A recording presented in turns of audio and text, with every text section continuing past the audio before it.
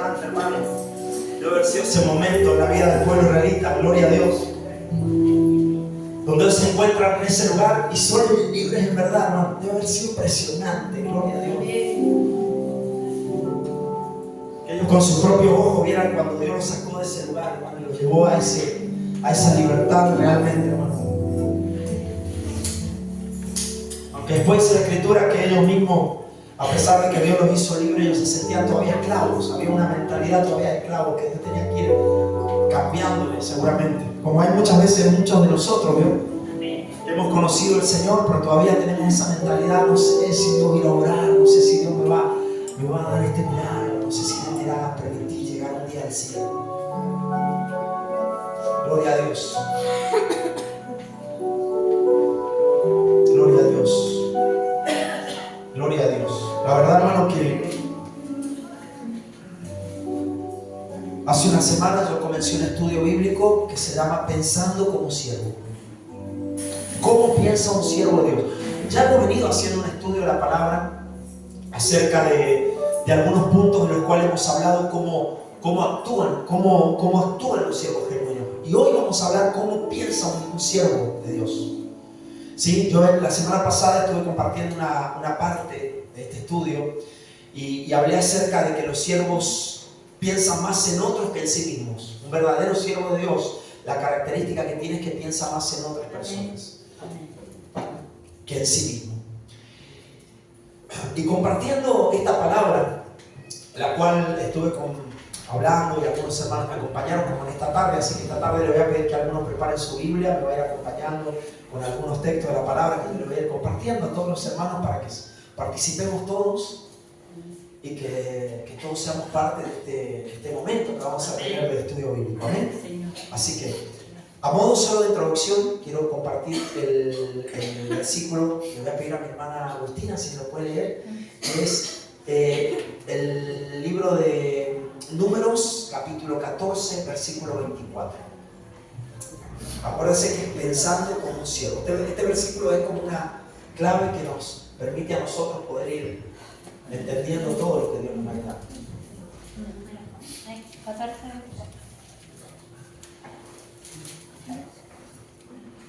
Amén. Amén. Pero a mi siervo Caleb, por cuanto hubo en el otro espíritu y decidió ir en pos de mí, yo le meteré en la tierra donde entró y su descendencia la tendrá en posesión. Gloria a Dios. ¿Sabe qué hace referencia a esta palabra? Hace referencia a un momento en la vida del pueblo israelita antes de que ellos conquistaran Jericó. ¿Sabe cuál era Jericó? Una tierra muy grande. Jericó era una de las tierras más duras que era para que el pueblo de Israel conquistara. Dios le dijo: todo lugar que pise la planta de tus pies será tuyo, al pueblo israelita. Entonces el pueblo israelita lo que hacía era caminar, pisar con sus plantas de los pies. De hecho, que hace unos días estuve viendo algunos descubrimientos arqueológicos que se descubrieron en algunos países de Asia. Y en un país de Asia en particular descubrieron que un lugar en el cual se cree que es el verdadero monte Sinaí. Por las características que presenta, dicen los arqueólogos, el verdadero monte Sinaí es por la cueva que tiene actualmente. Existe la cueva en la cual Elías cuenta que se metió en esa cueva. Un lugar en el cual hoy en día han descubierto los arqueólogos pisadas, inscripciones israelitas con inscripciones del pueblo de Israel hebreas, donde el pueblo israelita es escrito y donde hay plantas de pies marcadas, donde ellas han dejado, como que han dejado, vio, cuando cavan la piedra y hacen una excavación con los pies, han marcado plantas de pies. Un lugar en el cual había un lugar para que ellos pudieran ofrecer sacrificios en ese lugar, y cuentan a través de ese descubrimiento que para ellos fue importantísimo. Les digo esto porque cuando el pueblo de Israel, el siervo Moisés envía un grupo de personas antes de conquistar las tierras. En aquellos años las batallas eran fuertes. Entonces lo que hacían primero era como hacen los ejércitos, ir y hacer una inspección del lugar. No iban a atacar así nomás. Ellos inspeccionaban, enviaban un grupo de hombres, de personas que iban a observar. Iban escondidos, iban de manera oculta, iban y de lejos veían todas las actividades, los movimientos, cuántos hombres de guerra habían, cuántas personas habían, por qué lugar era el más débil, qué lugar era el más fuerte. ¿Cuántos eran ellos? ¿Cómo ellos se defendían? Intentaban encontrar todas las estrategias para luego ellos preparar una estrategia para ir en pos de ellos. Aunque Dios peleaba por ellos, ellos preparaban estrategias. Y una de las ciudades más fuertes que existió fue la ciudad de Jericó, hermano. Y en el libro de Josué, que está en la Biblia, capítulo 6, cuenta la historia de cómo Dios le permite al pueblo de Israel tomar posesión. Pero, ¿sabe por qué dice la Biblia que Caleb pensó diferente? Cuando Dios manda Moisés un pueblo, un grupo de personas, elige y selecciona un grupo de personas y las envía a la tierra para que vean en ese lugar cómo estaba la tierra. Cuando ellos trajeron noticias, se cuenta que Jericó era una ciudad que estaba muy amurallada, muy preparada, que no cualquiera la iba a poder conquistar. Era muy poderosa Jericó en aquel entonces, hermano.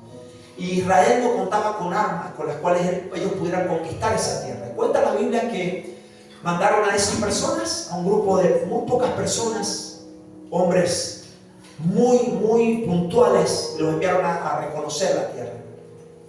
Y cuando ellos vinieron, muchos de ellos, entre los cuales también en este reconocimiento estaba Caleb, estuvo Josué, dice que gran parte de ellos cuando llegaron a traer noticias, las noticias para ellos fueron desalentadoras. Le dijeron a Moisés, delante del pueblo: Moisés, la tierra que tenemos que ir a conquistar es una tierra que traga a sus moradores. Es una tierra difícil, es una tierra donde habitan gigantes, es una tierra donde es amurallada, donde es imposible penetrar. Venían, hermanos, desmoralizados. Y se levantan hombres de Dios, dos hombres de Dios, los cuales dicen: no es así, mi Señor. Vamos a tomar esa tierra. Porque a pesar de que sean fuertes, Dios está con nosotros. Y hace unos días compartí con un compañero de trabajo, porque tenemos la oportunidad de poder compartir. Él está alejado hace algunos años, se alejó de Dios, y siempre con él conversamos los temas cristianos. Así que hace unos días me dice: ¿cómo fue eso? Me dice: ¿Cómo fue eso? Le digo: lo que pasa es que fueron dos reportes. Fue un solo grupo, y en ese grupo hubieron dos reportes distintos, como que cada uno de ellos había visto algo diferente. Unos dijeron: no vamos porque nos van a matar. Y el otro reporte de dos personas era: Dios está con nosotros, vamos a conquistar la tierra porque Dios está con nosotros, hermano. Y el problema es que cuando estos que lanzaron ante los ojos, ante los oídos del pueblo, ante Moisés y los oídos del pueblo, dijeron: somos como langostas, nos vimos como que éramos como langostas ante los ojos de ellos, nos van a tragar. Ellos lo dijeron a viva voz y el pueblo escuchó. Entonces el pueblo israelita se desmoralizó, hermano. Como pasa a veces, vio una noticia que nos tira abajo, vio los problemas de la vida, la situación, el dinero no nos va a alcanzar, y ya escuchan nuestros hijos, escuchan familiares de nosotros, y nos desmoralizamos, hermano. Si Dios está con nosotros, y Él pelea por nosotros. Y eso es lo que pasó con Caleb. Por eso Dios dice, miren, en el versículo que leyó Agustina, 14:24, pero a mi siervo Caleb, por cuanto hubo en él otro espíritu, hermano. El que tiene otro espíritu, dice: y decidió en pos de mí, y yo le meteré en la tierra donde entró, y su descendencia la tendrá como posesión, hermano. Es decir, esas bendiciones no son para cualquiera. La gente que piensa: no voy a alcanzar, no voy a llegar, y se quedan en el camino, hermano.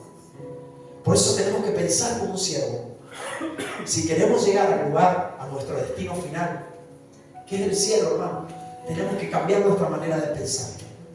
Mire, yo hablé la semana pasada que para ser siervo se requiere un cambio de mentalidad, un cambio de cabeza. Tenemos que cambiar lo que hay acá. Toda la información que se nos metió por muchos años tiene que salir, hermano. ¿Y sabe lo que tiene que entrar en nosotros? La información de la Escritura, la palabra. Llenarnos de palabra de Dios, saber que Dios dice en su palabra que si Él con nosotros, ¿quién contra nosotros? Saber que Dios es bueno, Dios es fiel, que Dios, hay cantidad de promesas que son nuestras, hermano. Pero cuando nosotros cambiamos toda esa información basura que se nos metió en la cabeza, donde no podemos, no lo vas a poder, no vas a alcanzar en la vida las cosas, hermano, hay que sacarnos toda esa información y poner una información que valga la pena vivir, que nos haga vivir con gozo, con alegría, como es con Dios. Y ser siervos de Dios. Yo leí algunos versículos que leyeron los hermanos, hablamos acerca de que cuando nosotros nos enfocamos justamente en nuestras propias necesidades, comenzamos o dejamos de pensar, en nuestras propias necesidades, comenzamos a advertir lo que sucede alrededor de nosotros. Cuando nos dejamos de ser egoístas, hermano, es cuando nos damos cuenta de lo que alrededor de nosotros sucede realmente. No vamos a ser siervos si estamos llenos de nosotros mismos. Y quiero cerrar con algo que compartí la semana pasada, dice que los siervos piensan más en otros que en ellos mismos. Hablamos hace una semana, un tiempo atrás, yo hablé de una cualidad que es excepcional, sobre todo dentro de la iglesia cristiana. Yo hablé de la fidelidad. La fidelidad es excepcional dentro de, no solo afuera, hermano, no solo afuera donde los matrimonios se prometen amor, te voy a ser fiel, después, hermano, terminamos defraudando al compañero, al cónyuge, terminamos defraudando a un hijo, terminamos defraudando porque no cubrimos las expectativas de la familia, no cubrimos las expectativas de un amigo, de un padre, de un compañero, de distintas personas, y terminamos hasta nosotros defraudándonos a nosotros mismos. Pero no podemos ser siervos si estamos llenos de nosotros mismos. Para ser siervos hay que vaciarnos completamente. Y yo hablé de esta cualidad, que es la fidelidad, ¿sí? Dijimos que la fidelidad es una cualidad importante, es una cualidad excepcional. Es extremadamente excepcional. No es excepcional, extremadamente excepcional. A veces dentro de la misma iglesia, hermano. Dentro de lo que pasa en nuestras iglesias. En nuestras iglesias a veces la gente no asume compromisos, hermano. Y viven como quieren. Miren, el Salmo 12, capítulo 12, versículo 1, o el Salmo 12, versículo 1, miren lo que dice acerca de esa fidelidad. Yo lo compartí hace un tiempo, pero dice: salva a Jehová, porque se acabaron los piadosos, dice esta versión. Porque han desaparecido los fieles entre los hijos de los hombres. Si había escasez en aquellos años, imagínense hoy, hermano, donde ya hemos perdido el compromiso, donde ya hermano, perdimos el carácter, perdimos las responsabilidades, decimos, bueno, hoy te amo, mañana te dejo de amar. Hay que asumir compromisos reales, hermano. Y a veces esos compromisos nos van a llevar una vida, hermano, asumir, porque usted asumió un compromiso con una compañera, un compañero de vida, y tenemos que estar hasta el final, vivir. Y a veces no van a ser buenos los momentos, a veces van a ser luchas, tenemos que ayudar a esa persona a cambiar, que esa persona nos ayude a nosotros también a cambiar. No es que mira, me hiciste esto, andate, yo sigo mi vida. No, tenemos que ser fieles al compromiso que asumimos un día. Y cuando se trata de Dios también, tenemos que ser fieles, hermano. ¿Saben por qué le hablo de esta cualidad excepcional? Porque la cualidad de olvidarse de sí mismo, olvidarnos de nosotros mismos, justamente, al igual que la fidelidad es algo excepcional, olvidarme de mí mismo, perder lo mío para hallarme en Cristo, como dijo Pablo. Él lo dijo de esa manera. Pero perderme yo para... Y aparte de todas las personas que Pablo conocía, la semana pasada yo terminé hablando de Timoteo, que era un ejemplo, y él lo señalaba como un ejemplo, un hijo que él tenía. Pensar como siervo es difícil porque justamente desafía un problema básico que tenemos los seres humanos. El problema es que somos, por naturaleza, egoístas. No sé si a usted le parece, hermano. ¿Qué le parece? ¿Sabe por qué? Porque aunque sean bebés y chiquitos, y uno dice, son santos los niños, tienen que conocer a Jesús. Tienen que aceptar a Jesús y vivir para Jesús. Porque la Biblia dice que por cuanto todos pecaron y están, ¿qué dice la palabra? Destituidos de la gloria de Dios. No dice que el bebé que recién nacido es un angelito. No. Todos pecaron. Todos. Y están destituidos de la gloria de Dios. Sean grandes, sean pequeños, sean personas con gran conocimiento, con menos conocimiento. ¿Sí? Pero todos pecaron y están destituidos de la gloria de Dios. Pero la otra parte del versículo dice lo siguiente: siendo justificados gratuitamente por su gracia. Mi hermano, si tenemos una naturaleza egoísta que es natural, esa naturaleza que dice, pensá en vos primero, fíjate de los demás, pensá en vos, primero tus necesidades, lo que vos necesitas, no, lo demás, déjalo que se la arregle. Hermano, la oportunidad de un siervo, la oportunidad que Dios nos va a dar todos los días, decenas de veces al día, tal vez nos dé el Señor, hermano, y nos dará muchas opciones, hermano. donde nosotros vamos a decir si satisfago mis necesidades, gracias, o satisfago mis necesidades o las de otro. Si yo ayudo a otra persona o satisfago lo que yo quiero. La abnegación es el alma del servicio, hermano. Es olvidarme de mí mismo. Miren, yo quiero hacer una pregunta en esta tarde y con esto le doy apertura a la última parte de lo que quiero compartir en esta tarde.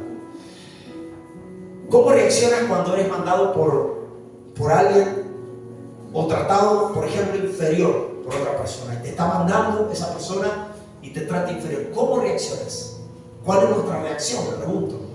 Si otra persona me manda y me trata sobre todo como inferior de él, digo, pero si yo tengo capacidad de él.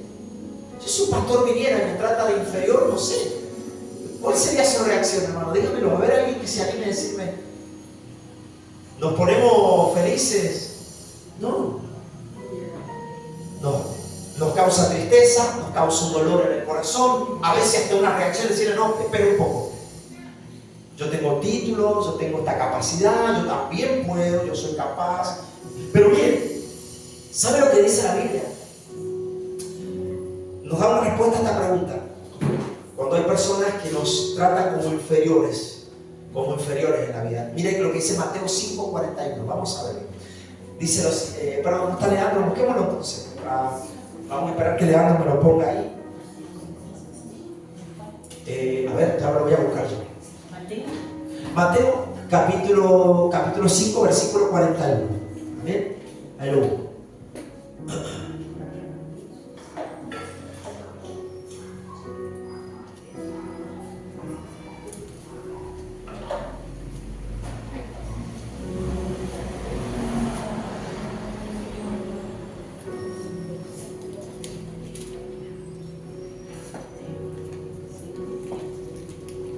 Mateo capítulo 5. ¿Lo tiene alguien ahí, hermano? Me está costando poder buscarlo. 5. 41. Amén. Amén. Y a cualquiera que te obligue a llevar carga por una milla, ve con él 2. ¿Así es? Sí. Y eso nada más de Está bien. 41. Sí. ¿Sabe que el Señor Jesucristo, el contexto de esa palabra es el siguiente? El Señor dice, oíste que fue dicho. Oíste que fue dicho. Ojo por ojo. Esa era la ley antiguamente, hermano. Esa ley que le llamamos nosotros la ley del talión, ¿no? Es una ley que lo vivió un rey en la antigüedad, un famoso rey. Está escrito en la Biblia, era la ley del talión. Así vivían, hermano. Ojo por ojo y diente por diente. Lo que te hicieron, te lo tienen que pagar. La ley antigua decía, si alguno le quita o mata o roba alguna oveja, tendrá que devolver 2 veces, o tendrá que devolver un animal mejor que el que había robado. Era obligatorio que ellos tenían que devolver. Bueno, hermano, esto que leyó la AU, que le pido que me lo vuelva a leer, por favor. Mateo 5, capítulo 5, versículo 41 dice: y a cualquiera que te obligue a llevar carga por una milla, ve con él 2.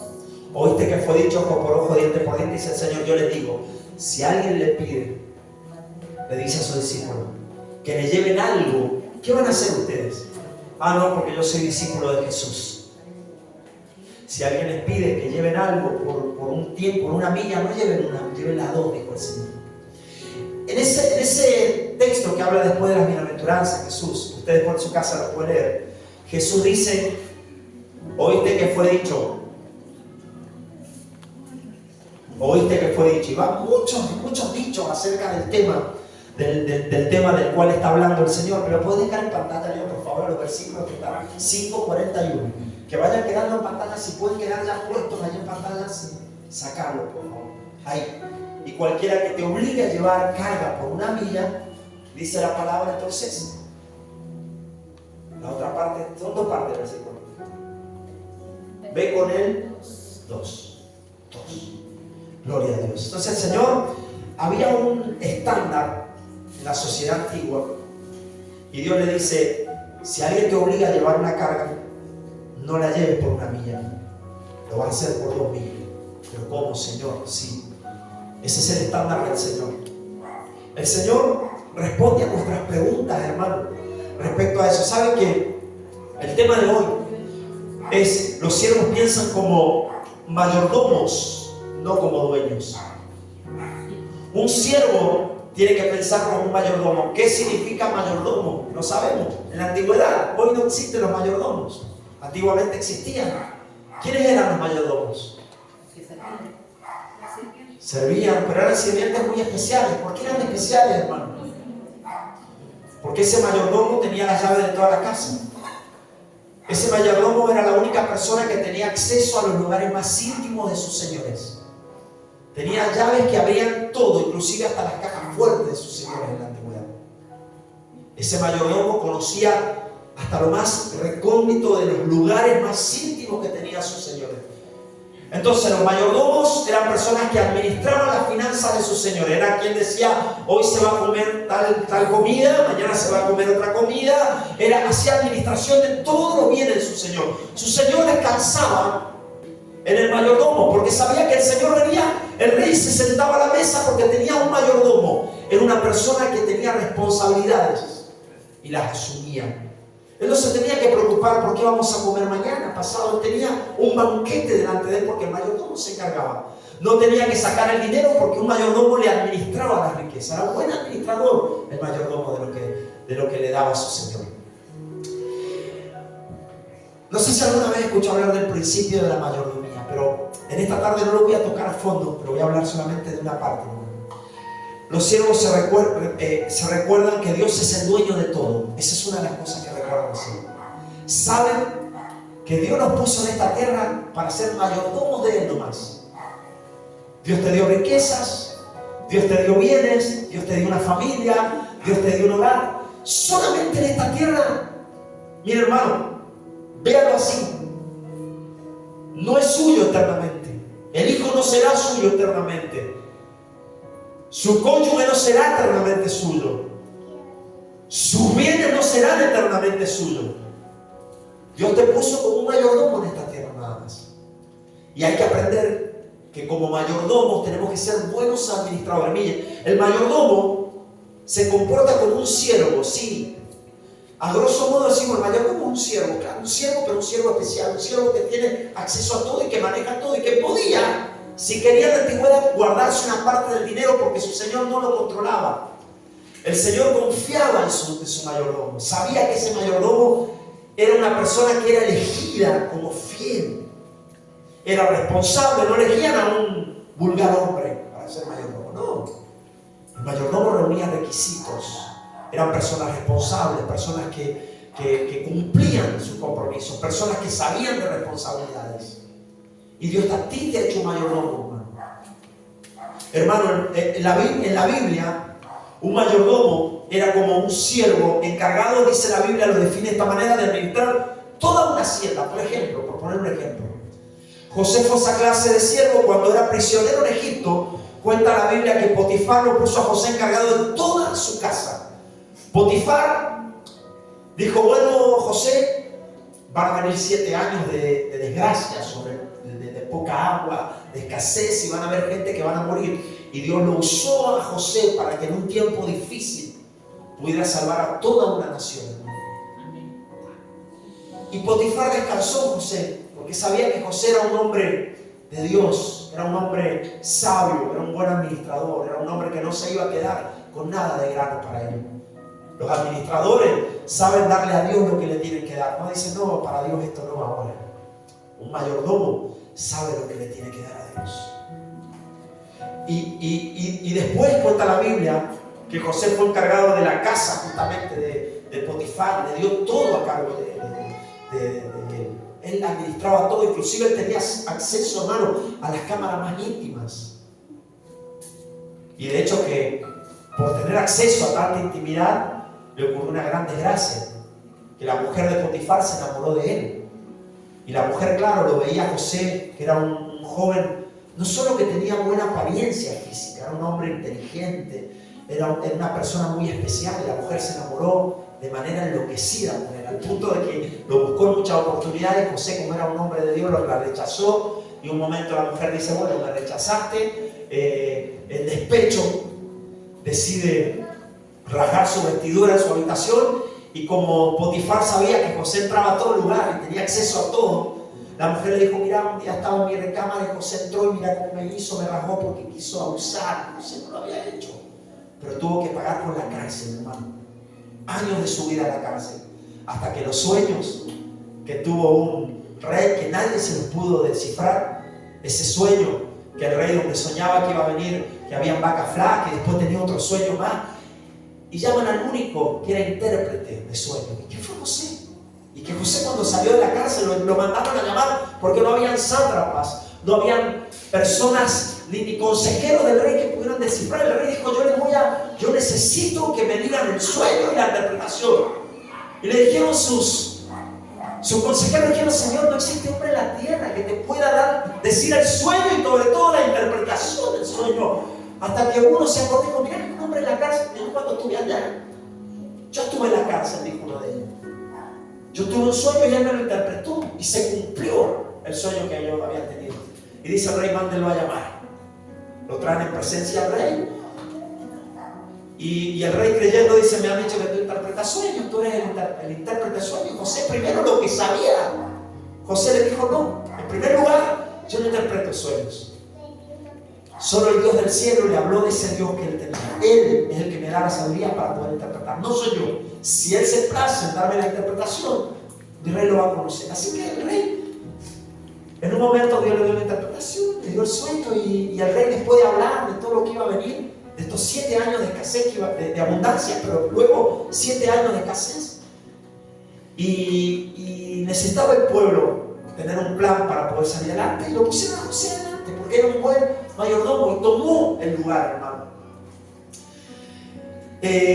José fue encargado de toda la nación. Primero estuvo encargado de la casa, pero por ser fiel en la casa, y a pesar de que mintió la mujer y lo metieron preso, después Dios le puso en la cárcel, porque el carcelero cuenta que cuando él estaba en la cárcel, el carcelero no tenía que ni preocuparse, lo puso a él encargado, porque era un buen administrador. Y después Dios lo sacó y lo puso encargado de una nación, no de una casa ni de una cárcel, de una nación, hermano. Él administraba todo. José decía lo que salía y lo que se vendía y lo que no se vendía. Era un administrador de todo en ese lugar. Hermano, el servicio y la mayordomía, que es una palabra que iba a aprender, que es muy bíblica, van tomados de la mano, van conectados. Servicio con mayordomía, que es lo que hoy creo que nos tiene que quedar, van conectados. Miren, yo le voy a pedir en esta tarde a los que han traído Biblia, en esta tarde, le voy a pedir a ver quién ve bien. Tiene que ser personas que vean bien. Mi tía Liliana. No, que vean bien.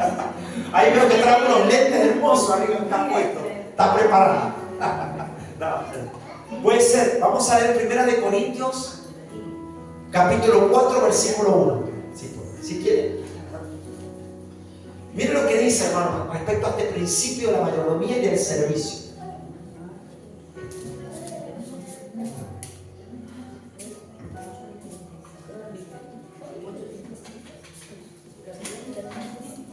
Y el hermano Roberto me va a buscar 1 Corintios. No puede hablar el hermano Roberto. A ver, pero 1 Corintios, ¿cuánto? 1 Corintios, dije capítulo 4, versículo 1. Ahí está. Entonces le voy a pedir a ver aquí, mi hermana Silvia Mónica, si puede entonces, 1 Corintios 4, 2. No me lo leí ya. ¿4-2? Sí, después. Yo le voy a decir cuándo. Vamos primero.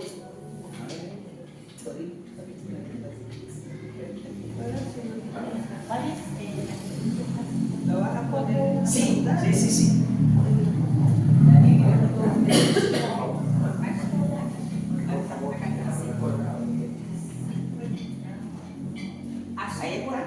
Sí, vamos. Así pues, tengamos los hombres por servidores de Cristo y administradores de los ministerios de Dios. Mire, hermano, vamos a descifrar esto. ¿Qué administramos nosotros como hijos de Dios? Acá lo dice claramente. ¿Qué administramos nosotros? Los misterios de Dios. Esa es nuestra administración. Mire lo que dice entonces. Ponemos la primera parte. Así pues, téngannos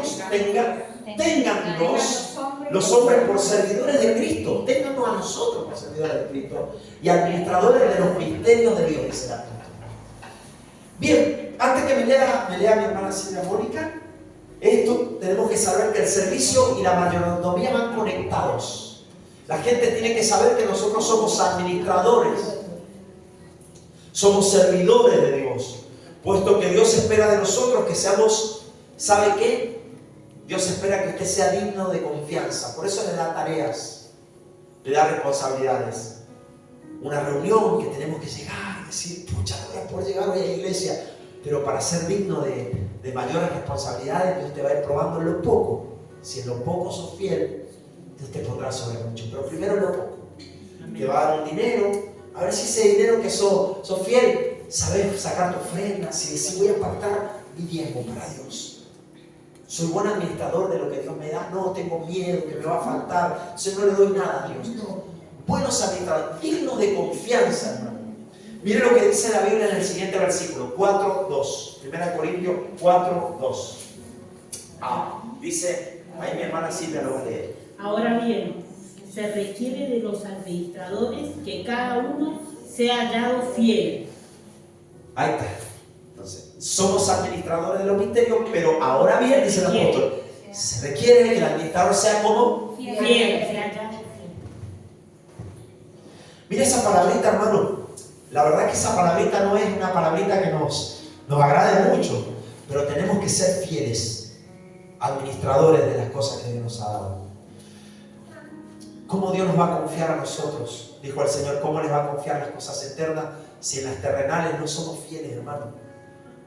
Si cuando se trata de traer una ofrenda ni siquiera le queremos dar a Dios, porque ¿cómo Dios nos va a confiar las cosas espirituales si no tenemos esa fidelidad con Dios? De decir, a ver, tengo que llevar algo a Dios, a la iglesia, voy a ver una primicia, no, pero me va a faltar para este mes. Y no queremos llevar, hermano.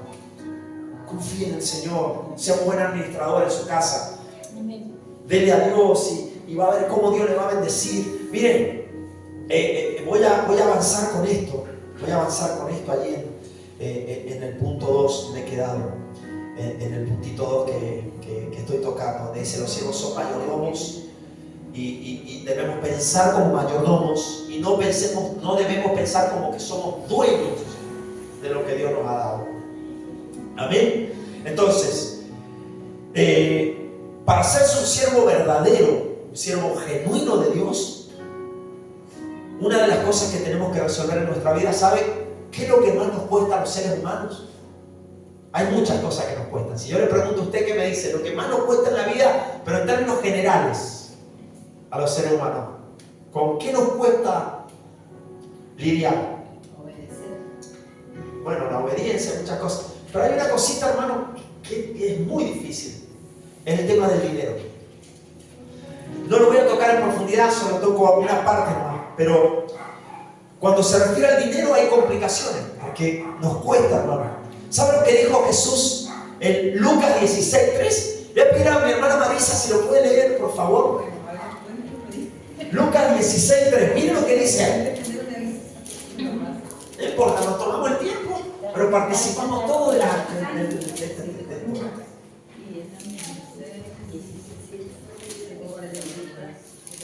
16, 10. Perdón. Lucas 16:13. Sí, 13. Ahí está, ahora sí, no me equivoco. Pues ningún siervo puede servir a dos señores, porque o aborrecerá al uno y amará al otro, o estimará a uno y menospreciará al otro. No podéis servir a Dios y a las riquezas. Acá hay una distinción importante. No podemos servir a dos señores. ¿Sabe quién dice estas palabras? ¿Quién habla? Jesús. Si usted tiene la Biblia, ¿verdad? Amén. ¿Sí? Está en rojo, como dice la abuela. El que tiene la Biblia, que tiene la parte en rojo, está en rojo. En rojo, sí. No se pueden servir a dos señores. Lamentablemente, a veces amamos más el dinero que a Dios. Entonces, no dijo, no debes Si no dice no puedes. Es imposible servir a dos señores, hermano. Porque Dios lo que dice, ningún siervo puede servir a dos señores. Porque o aborrecerá a uno o amará al otro, o estimará al uno y menospreciará al otro. No podéis servir a la riqueza, eso lo dijo Jesús. Es imposible que nosotros, hermanos, podamos servir a Dios y a la riqueza.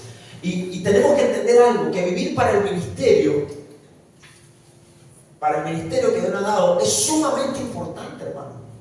No vivir para el dinero, porque a veces vivir para el dinero y vivir para eso es un desafío para nosotros. Desafío de cada día tener una mejor cuenta de banco, engrosar mis ingresos y tener, qué sé yo, mejores cosas en la vida.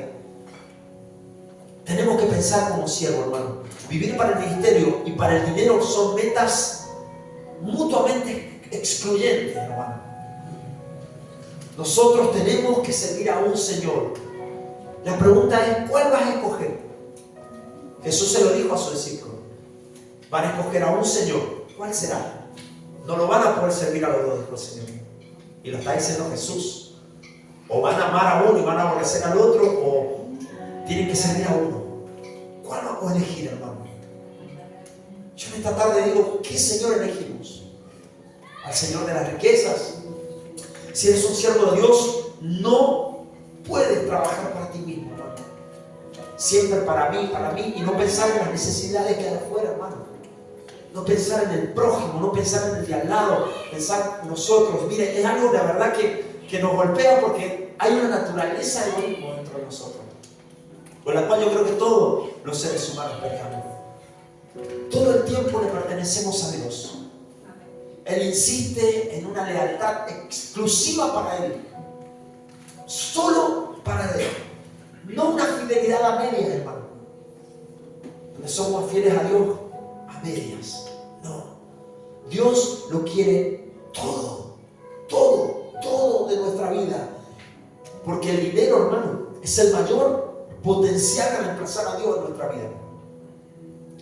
Para los seres humanos, el mayor potente enemigo que tenemos es el amor al dinero, hermano. ¿Sabe lo que dice Proverbios? Tengan cuidado porque es la raíz de todos los males, dice el Proverbio. El amor al dinero. El dinero nos tiene que servir para manejarnos en la vida. El dinero nos va a alcanzar para vivir. Nos va a alcanzar para tener cosas en la vida, pero no tiene que ser el dinero mi Señor. No me va a dominar a mí. No me va a manejar a mí. Yo sé quién soy yo. Amén. Amén. Entonces, más personas a veces son desviadas del servicio porque hay materialismo, hermano. Muchas personas, no por ninguna otra cosa, sino por el materialismo, hermano. No, que no voy a servir porque no tengo tiempo. Dicen, después que logre mis metas financieras en la vida, cuando alcance mi éxito, ahí voy a servir a Dios. A ver cómo le voy a servir a Dios. Dijo un hermano, cuando tenga mi auto. Y el hermano caminaba a gran distancia, hermano. De hecho hizo una canción, el del autito. Y él mismo dijo, yo le pedía de un auto porque él caminaba para ir a la iglesia, llevaba con sus pies embarrados porque las calles en ese tiempo no eran calles normales. Y él le pedía a Dios misericordia, Señor, dame un auto. El día que me dé un auto te voy a servir, voy a ir a evangelizar. ¿Sabes que cuando Dios le dio el auto, él mismo dijo, ya aparté de Dios? Yo le pedía de un auto para ir a la iglesia, para ir a predicar, y me quería sentir orgulloso de que cuando Dios me dio el auto, me aparté de Dios. Hermano, después de que logre mis metas, decimos, voy a servir a Dios. Es una decisión necia que lamentarán por la eternidad muchas personas, porque esto va a marcar mi destino eterno en la vida, hermano. Hermano, cuando Jesús es el Señor del dinero, solamente el dinero te sirve para algunas cosas. Pero si el dinero es tu Señor, te convierte en esclavo de Él, te convierte en esclavo de eso.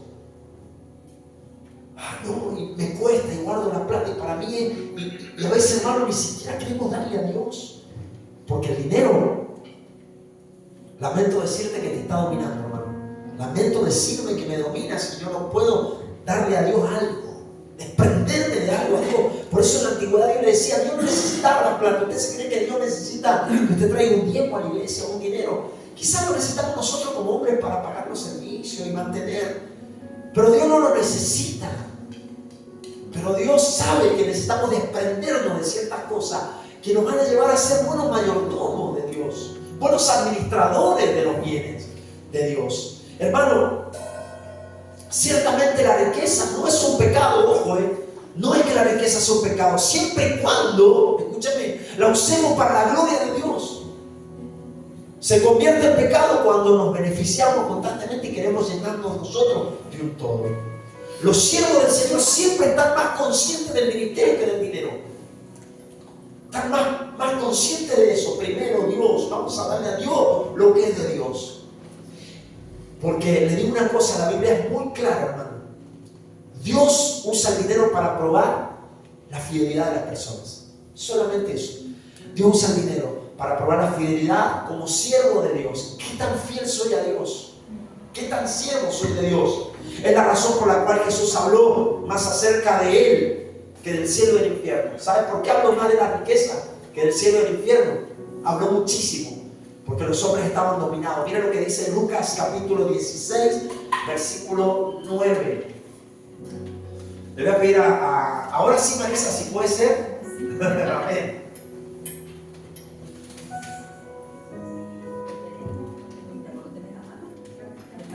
Y voy cerrando con esto, hermano. Esta es la culminación ya del día de hoy, de lo que quería compartirles.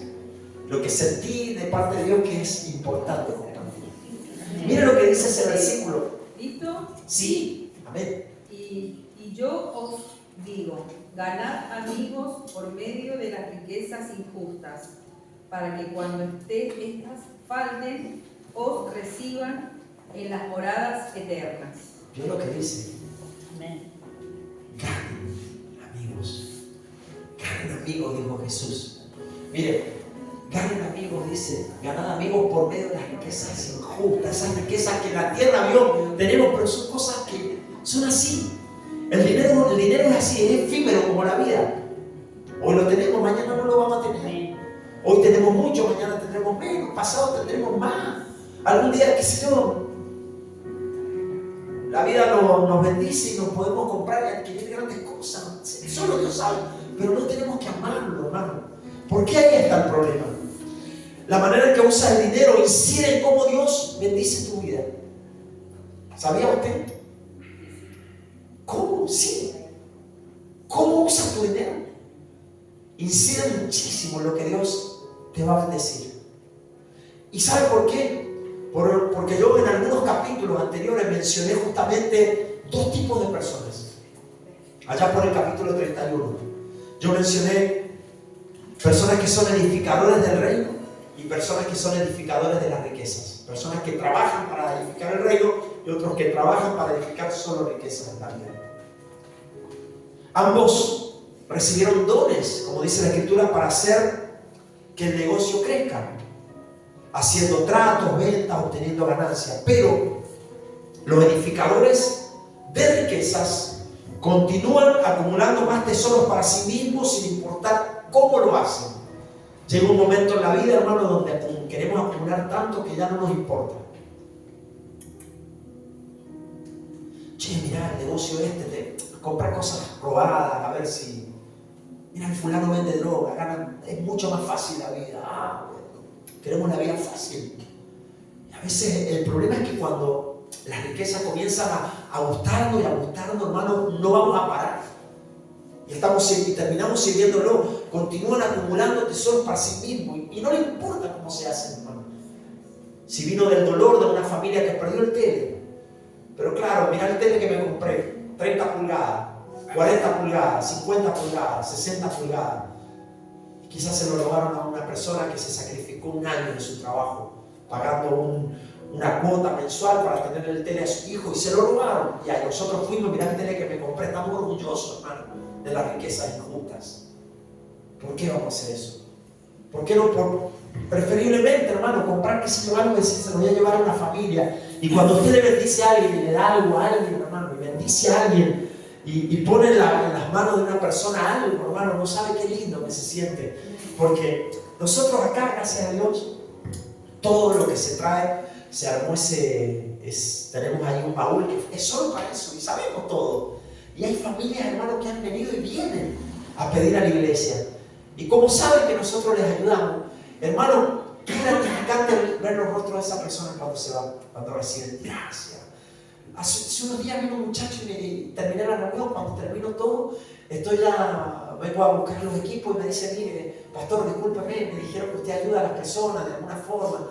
Yo me estoy pasando por esta situación. Le digo: mira, económico no tengo dinero, pero hay algo que puedo ayudar. Entonces fui y teníamos el baúl y sacamos de ahí para bendecirlo. Y intenté darle lo básico, lo que pude servirle para que pueda, hasta que consiguiera unos días. Me dice: mira, yo la semana que viene quizás me den trabajo, pero no tengo que darle a mi hijo, me dice. Pudimos ayudarle de esto que usted trae, hermano, de esto que usted pone, llega a la familia, a muchas personas. Entonces, qué importante. Quiero cerrar en esta tarde. Miren, yo hablé de los edificadores de riqueza. Son personas que tienen un punto que no les importa cómo las ganan. Lo importante es acumular. Pero están los edificadores del reino. Y sabe que los edificadores del reino cambian las reglas del juego. ¿Sabe lo que hacen los edificadores del reino? Miren, piensan en hacer dinero, quizá en tener, pero lo hacen para poder bendecir a otras personas. Hay personas que, y esto parece que no, en nuestra sociedad no es muy común. Yo escuché de muchos casos de grandes empresarios que invierten grandes cantidades y las donan a iglesias, hermano. Quizás no es un tema muy conocido porque esos empresarios, que son grandes empresarios, conocedores, sobre todo en los Estados Unidos, hermano, se da mucho en los casos de grandes empresarios que tienen empresas que hoy son muy reconocidas en nuestro país, que son cristianos, aunque no parezca, y ellos sacan un dinero y lo donan a las iglesias para que puedan hacer comedores, hogares, escuelas cristianas. Hermano, mire, esos edificadores de riqueza usan las riquezas para financiar iglesias, para financiar misiones en el mundo. No sé si usted lo ha escuchado, pero yo lo escuché mucho porque yo en esta semana me puse a indagar un poquito y me metí un poco en esos grandes empresas. Cuenta que en una gran iglesia llamada Saddleback, es una iglesia muy importante en los Estados Unidos, de una cantidad grandísima de miembros que hacen varios servicios, porque si bien es una iglesia de miles de fieles, tienen que hacer 3 servicios semanales, es decir, 3 servicios 3 servicios en el día, el fin de semana. Reúnen tanta cantidad de gente que no dan abasto en el lugar. Entonces, hacen 3 servicios. Y cuenta que esa iglesia, hay un grupo de ejecutivos, contaba un pastor, que son dueños de negocios, que tratan de hacer lo máximo para dar a la congregación, para expandir justamente el reino de Dios. Y ayudan, hermano.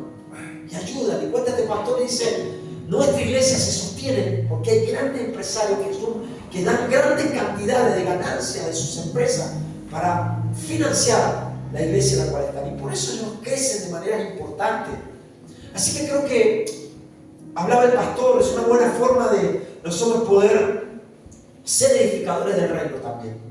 En cierta forma ayudar, poder contribuir de alguna forma. Que se mire, una mercadería que contribuye para ayudar a una persona, eso, por lo menos. Pero hacemos algo, hermano, de todo lo que nosotros podemos hacer. Quiero cerrar en esta tarde. Los siervos de Dios piensan como administradores o como mayordomos, no como dueños. No somos dueños. Y quiero cerrar con esto. Un día nos vamos de esta tierra, hermano. Y cuando volemos, como dice la palabra de Dios, como dice uno de los salmos que leí hace unos días, leí uno de los salmos y decía el salmista que nuestra vida es muy breve en la tierra, nuestra estadía. Si bien Dios es grande, nuestra estadía es corta en la tierra. Dice la Biblia: ¿cuánto puede vivir el hombre? 70 años, dice el salmista, acá en el Salmo. 80 años los más robustos, dice el Salmo.